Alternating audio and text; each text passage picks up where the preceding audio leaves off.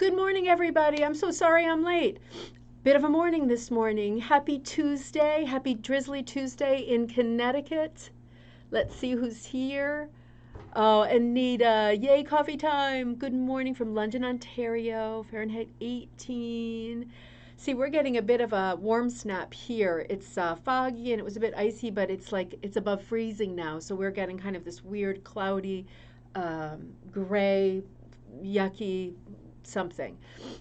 So we're having a change. Maybe you'll have a change too. I think we're expecting to be slammed with snow again later this week. It's just been so hard. It's just so ugly outside, isn't it, right now? Heather, oh, cold in Canada getting up to, yeah, it's 50 for you. I'm at, I think, 36, but hopefully we're climbing. Carol, good morning. In sunny southern Utah, that sounds so good. Palm trees rustling in the breeze, that sounds so good. I'm jealous too, Heather. Robin, good morning in Wisconsin. Good to see you. Good to see you. Teresa, good morning. Good to see you too. Martha, you are in snowy Ontario. Good to see you, Martha. We'll have to get together tomorrow for Zoom. I'll have to put that information out there. I forgot to list that already. Been really running. Jennifer, good morning. Oh, good to see you on. Having trouble with adulting today. Snow and I know. I can identify with that completely. I'm not an adult, and it's hard every time I try to behave like an adult. But certainly the weather is not helping my mood or anything right now. Sheila, Benton City, good morning. In Washington, Joan, good morning. That took a little. It says February 15th, but you saw a new picture. I forgot to put the link up on Facebook, so I did it really quickly just now. A couple minutes ago, I was trying to get it onto Facebook for the people that go through that sort of portal. Joelle, good morning. Good to see you. Donna and Alberta, good to see you. Good morning. Mom, good morning in Granby. How are you? Penny, good morning in North Carolina. Betty is on, also in Canada. You just shoveled a foot of snow, Betty. That's a lot. That's a lot. I'm sorry. That's a rough way to start the day, huh? Linda in Massachusetts, good morning, Linda. Christine, good morning. You took a vacation day. You got 8 to 10 inches overnight. That's a good reason. You're hanging out with the dog and the cat. That sounds so good. Definitely better than working.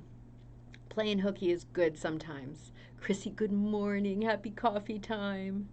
Catherine, good morning. You're on in Arizona. Christine and Betty know the feeling. Oh, Cynthia, good morning in San Antonio, Texas. I keep hearing the worst news from Texas, and it makes me so sad. So sad to hear that people were dying overnight in the garage with their car on. I guess when you're just not used to the snow, it's like you just don't know all the rules of what you can do and what you can't do. But the news has just been heartbreaking this morning. It's been super heavy news from Texas. Christine M., good morning. All right, Cindy, good morning. You so look forward to this. I'm so glad. I do too. And Jody, good morning. The wiener dog are snowed in 18 inches of snow. That is pretty remarkable. Oh, Betty, you lots of snow. Oh, you go through Rochester on your way to Vermont. Oh, okay, nice.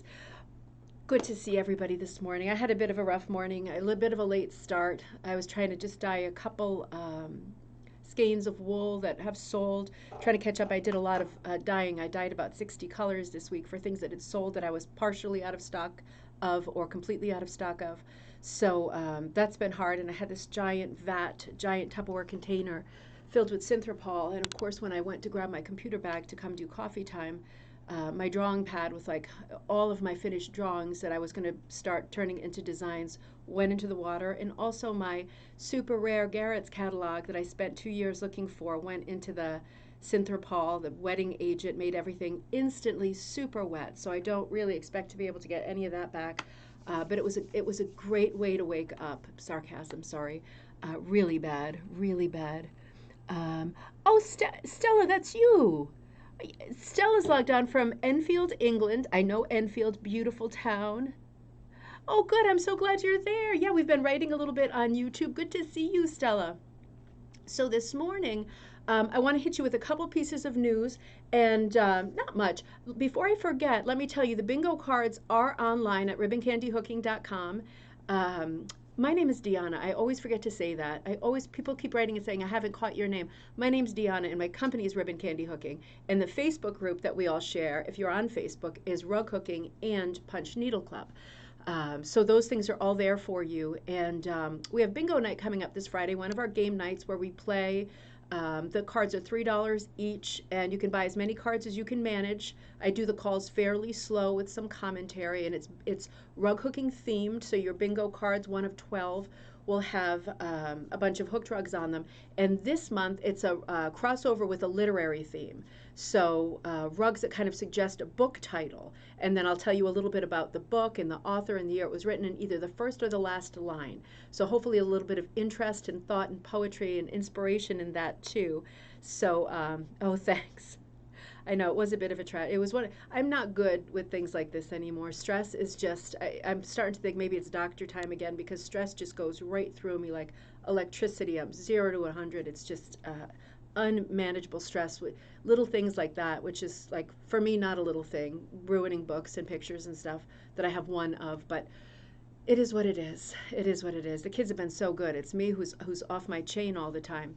So bingo cards are available on ribboncandyhooking.com. Get as many as you can manage. If you haven't played before, we can't play for cash because that is illegal, but we play for credits in the Ribbon Candy Hooking store. And if you're not into my patterns or yarns or wools that I dye, you can always just get backing, monk's cloth, rug warp, weaver's cloth if you're a puncher, linen, anything you want. You know, I have regular supplies too, hooks and basic stuff too, bear yarn, bear wool. You can get that stuff from the store too. So if you win, you can collect your winnings. You get a code the next day. So those cards are available. They won't be mailed out till tomorrow because I'm still putting them together and checking them like Santa style, checking my list more than once or twice. To make sure that I have no repeats this time. My goal is for no errors in this game tomorrow night, Friday night. It's only Tuesday. So that's coming up. Now I wanted to do one more thing with two more things with Black History Month, but I only have one ready for today. I put out the design of Duchess Quimino, the ex-slave who became a pastry chef in 18th century Newport, Rhode Island. That design went out. A couple people got that. Martha's one of the people who got that one. Very, very nice design. I'm anxious to see how that hooks. I don't have time to hook all my designs, so I'd love to see when you hook yours. And I did another design that's now on the website too. I'll have to put the link. I forgot to put the link this morning. But for Black History Month, another woman who did extraordinary things, born in 1924, died in 2005, an educator and a politician. In 1968, the first black woman to be elected to Congress, New York State. She's from Brooklyn. And in 1972, I think you probably know who I mean already. In 1972, she ran in the presidential election, which is extraordinary. So we know she didn't win, but she should have. It's Shirley Chisholm, who is like somebody who I just love reading about. I think she had an extraordinary life. She was an extraordinary person. And if you're interested in that presidential election of 72, that was the year that I was born, that famous, I think it's Hunter Thomas book, A Fear and Loathing on the Campaign Trail, mentions all the details of the campaign and the sort of nature of running for a government office. And Shirley Chisholm is featured hugely in that. A bit of a raw book for my taste, but an important book in the literary canon. So I did this design for Shirley, and this is on the website now. I drew it many, many times, and I think I finally got it. She was so sort of regal looking, and she always wore purple, right? That was one of her signature things, and pearls. Those were her two signature things. And her signature line, one of her most famous quotes, if they don't give you a seat at the table, bring a folding chair. And I just love that sentiment. For women in general. I mean, you have to force it sometimes, and I put Shirley Chisholm on the back if you wanted to hook it that way too. But I have her there, and she was kind of a gaunt figure, very stylish, but very gaunt, very spare, slim, nicely tailored, very smart looking all the time in the way she dressed, carrying her little folding chair and trying to make things happen. So, oh, Barbara, good to see you. North Georgia mountains, very pretty up there in Georgia. I'd like to get back there this year if I can. But anyway, that's Shirley Chisholm. So that's another design that's the second one for Black History Month. If they don't save you a seat at the table, bring a folding chair. Square peg, circle hole, right? Especially if you're a woman. So, bingo, Shirley Chisholm. So let's go right to the commentary today. My head is still a bit skewered with the Synthropol, that and all that. I'm gonna get rid of this gum. Sorry, gross. So I found this great book that is now one of my favorite books, one of my very favorite books. It's coming, Martha. I'm tracing it out today. I'm that far behind, but it'll get in the post today for sure. That big order I had was really big, and I did so much dyeing of wool and yarn for it. It took out a couple of days, and then the snow took out 3 days last week, so it has just been unbelievable. I'm very happy that the weather changed for today and I could actually come to the studio and work. So I found my new favorite book again, and it is in the description for this video, and it is called Rag Rug Inspirations, New Designs for Traditional Techniques. So by Juliet, I'm sorry, right here. So this is in there. It's an older book. It's 2006, I think. Let's see, 2006, I think. No, I'm sorry, it's 1996. So it's an older book, but you know what? This is my favorite book for this moment. In terms of inspiration, this is one of the greatest books I've ever seen. Jody says, when you do hooking, do you have different hooking sizes? I only have done punching. That's a good question. If you mean with hooks, it's going to be different for each person because, of course, in the rug hooking world, somebody who sells rug hooking supplies will sell you a hook for every size of wool strip that exists. For me, 99.99% of the time, I use my same hook, which is sometimes called primitive, sometimes called large, sometimes called coarse. It's all the same hook. It's a larger hook as opposed to a very fine hook. The only time I take out my fine hooks is when I do sock yarn or lace yarn or something really tiny, like something under a 4, a pupil and an eyeball, or a little bit of shading, something really fine. Otherwise, for everything, for number 3s, for number 8s, I use my same primitive hook. And it just feels good in my hand and it feels right. And I think a lot of people feel like that. So be careful if you're starting out. With punch needle, it is different because you either get the fine versus the regular sort of gauge of yarn that will go through the thing. But then all the different numbers refer to the height of the pile. And the height of the pile, of course, it directly affects the way that the finished piece looks. So all of those things are really immediate factors in the outcome of what you're making. Whereas with hooking, it's actually a tool. And you could pull a strip of wool up with a wide strip or a skinny strip with a wide hook or any hook that fits in your hand and feels comfortable. So I feel like for hooking as opposed to punching, there's not such a need to have so many different tools. Once you find the one that completes your arm, Sweeney Todd style, my arm is now complete with a demon butcher, then you're good. You'll probably find you use it all the time. So don't go spending too much on supplies to switch over to almost the same craft, because you'll probably find that you won't use or reach for your other hooks very often once you find the one. So the thing is, when you have a too small hook and you have a wide strip, there's the chance that when you pull up the loop, the too small hook is going to rip a hole in the strip and you're going to pull up shreds and threads of the strip.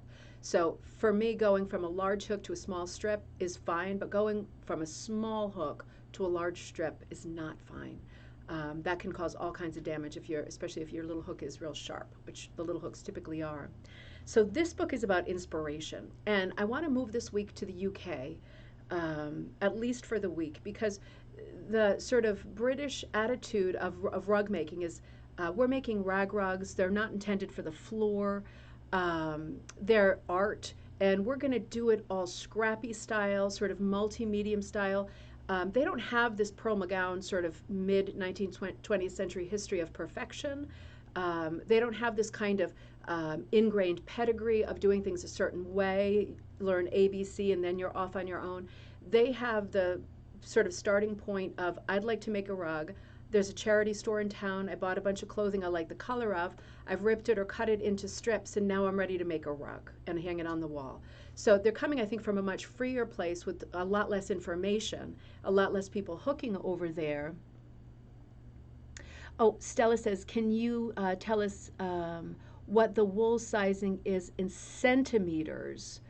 Ooh, okay. I'll have to do that with some math help when I'm looking at the computer and focused, because for me, I've always used inches everywhere.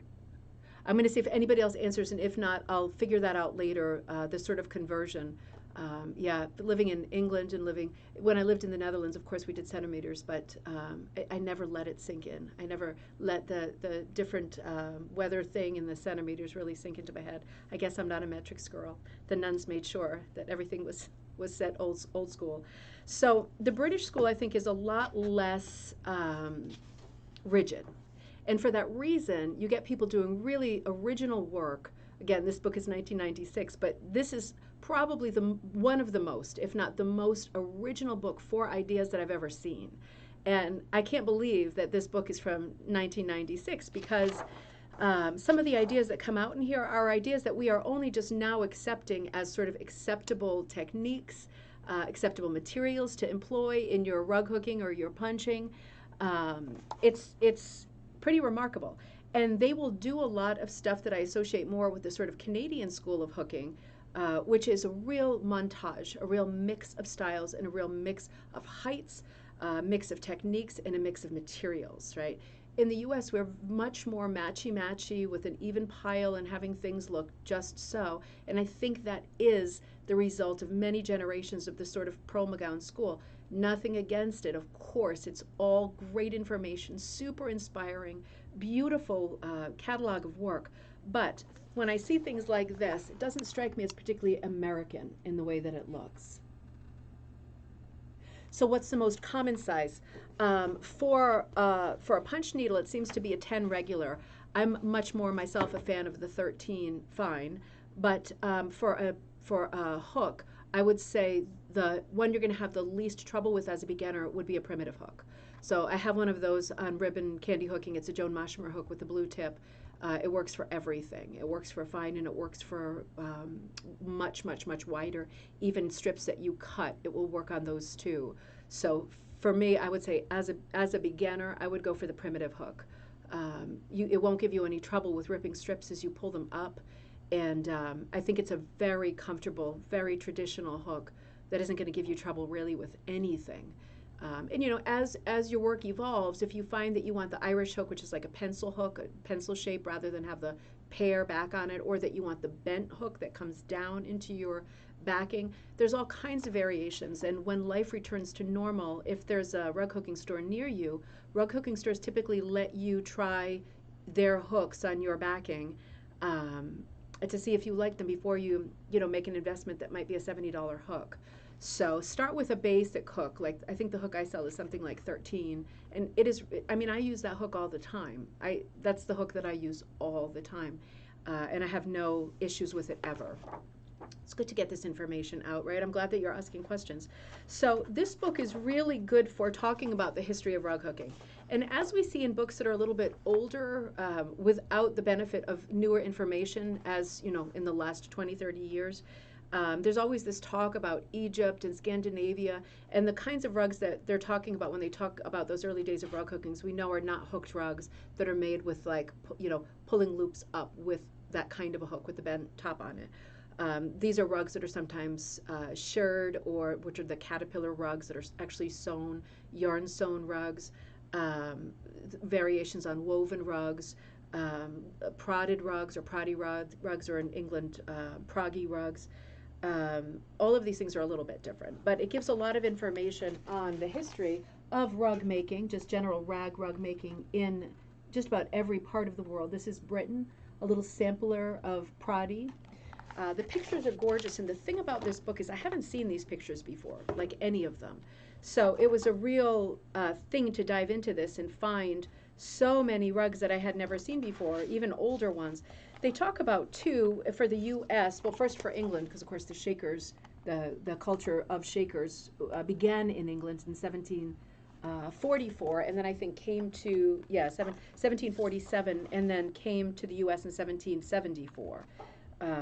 But they talk about even shaker work, because remember we did an episode on Amish and Mennonite rugs. This is particularly shaker rugs, and it's very specific in the information that it gives about how the work is meant to, of course, shaker work, like all of these groups that work independently of the sort of mainstream of social culture. I'm trying to be careful about what I say, but they live a bit separate and apart, right? Their work always sort of epitomizes the ideal of handcraft as opposed to machine-made or manufactured work. So producing high-quality items that are handcrafted is the object, and for them to be useful is the second part of the object. Those two things have to go together, or the thing just cannot be. The thing you make has to function. But it talks a bit about within, let's say, isolated communities, the Shakers would raise lots of sheep for wool and for flannel. And of course, then that sort of begets the idea of making rugs because the floor is cold. So they talk about how the design for manufacturing Shaker rugs and carpets, and I have not read this anywhere else, was governed by an act of 1821 that was called the Millennial Law. This applied to the Shakers. It was revised in 1845. That was the most recent version. But it talks about the brethren and the sisters going up and down the stairs and how they should put treads, carpeted treads that were handmade, like hooked or rag rugs, on the treads.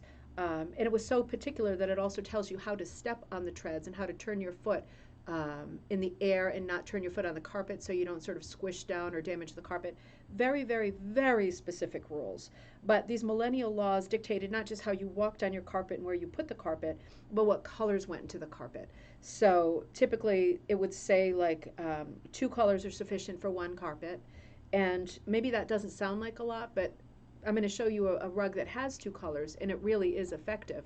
A lot of the older rugs have very few colors because they were made from scraps. So, you know, you didn't get the full palette, you didn't get the full rainbow or any kind of a spectrum going. You got what you got, and you used what you had.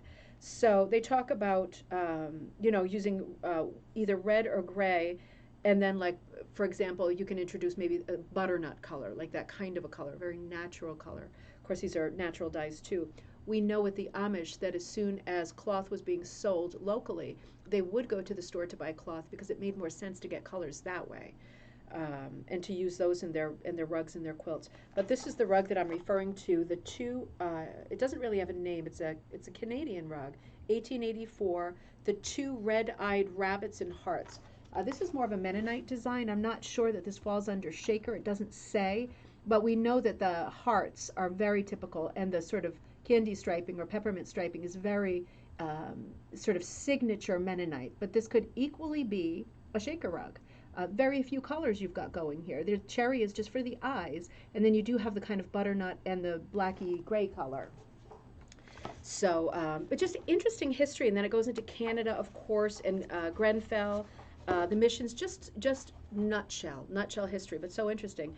And then there's a chapter, we're going to have to come back to this book because we're not even anywhere near the good part, but there's a chapter on supplies, which is great for beginners, except that the language differences, of course, between Britain and the U.S. sometimes is bewildering, not just the Hessian backing, but there's quite a few things that they call by different names.